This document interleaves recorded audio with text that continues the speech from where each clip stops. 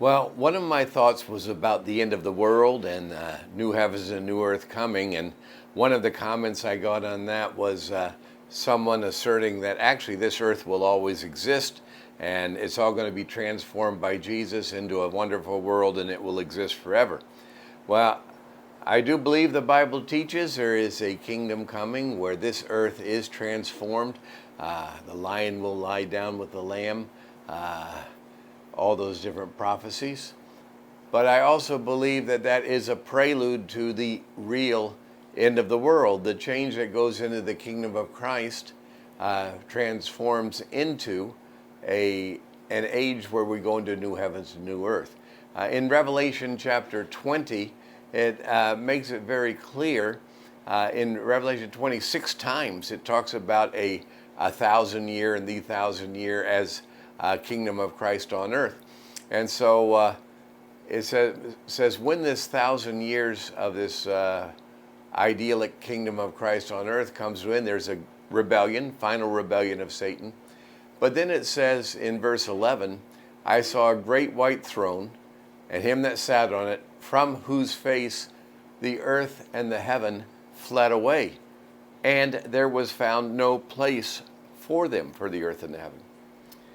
And then when you go to Revelation 21:1, it says, I saw a new heavens and a new earth. So this current world is going to come to an end. And then we have a new world, one that we have a very hard time imagining right now. This new world will be coming into existence. And Peter, he says in 2 Peter 3:10-13, it says, there's coming a day when the heavens will pass away with a great noise. The earth will melt. The elements will melt. It says elements will melt with fervent heat, and the earth and everything in it will be burned up. And he says, seeing that all these things are going to be dissolved, what do you think we should be doing with our lives now, as though everything is so important in this life? Much more important to realize we're prepared for the ultimate new age in the new heavens and new earth. As we said before in Hebrews chapter 1, he says, Lord, you laid the foundation of the earth. The heavens are the works of your hands. Now they will perish, but you remain. It says you're going to fold them up like a coat, like a piece of clothes, and they'll be changed. And you have this same picture coming out through Peter, through Revelation, that I do believe there is a coming kingdom of Christ on this earth where everything will be set according to his rule, but he will allow a final rebellion, and then it says the earth and the heaven flee away from the face of the one sitting on the throne. And when the final judgment is done, John is shown a new heaven and new earth and a new Jerusalem descending out from heaven. Now, if you want to make the argument that this new heavens and new earth is just a remake in the sense of the same type of world we have right now, or maybe the earth somehow survived that fiery white throne judgment. I know it sounds strange, but when you look at the dimensions of the New Jerusalem, they are about 1,600 miles, 1,600 miles wide, long, and high. Now, that is quite a city. If you're gonna, we can't even get 1,600 miles up and above the surface of our present Earth, and certainly a city that's 1,600 miles wide and long is something beyond our present Earth's comprehension.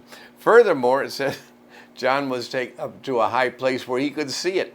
So here you have a 1,600 miles cubic city coming down with someone on a high place to see it come down.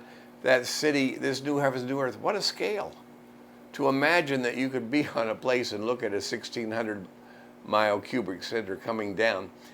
Like I said, the new heavens and new earth, we aren't given a lot of detail, although read Revelation 21 and 22, it gives you a lot of ideas of what it may be like and what it will be like, but we can't begin to comprehend this pure eternal state.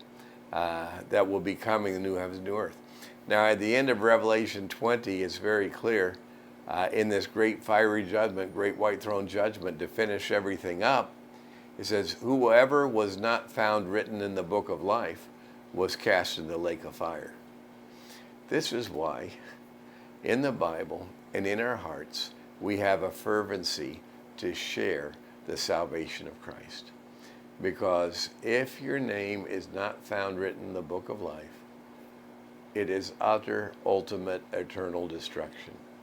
If your name is found in the book of life, it is utter, ultimate life, eternal life, forever, with the one who created all things we know now and will bring in the new creation, not only of our hearts when we come to know him, but in the entire world we see, going to be replaced with one that we will understand when we're there, but pretty hard to understand while we're here.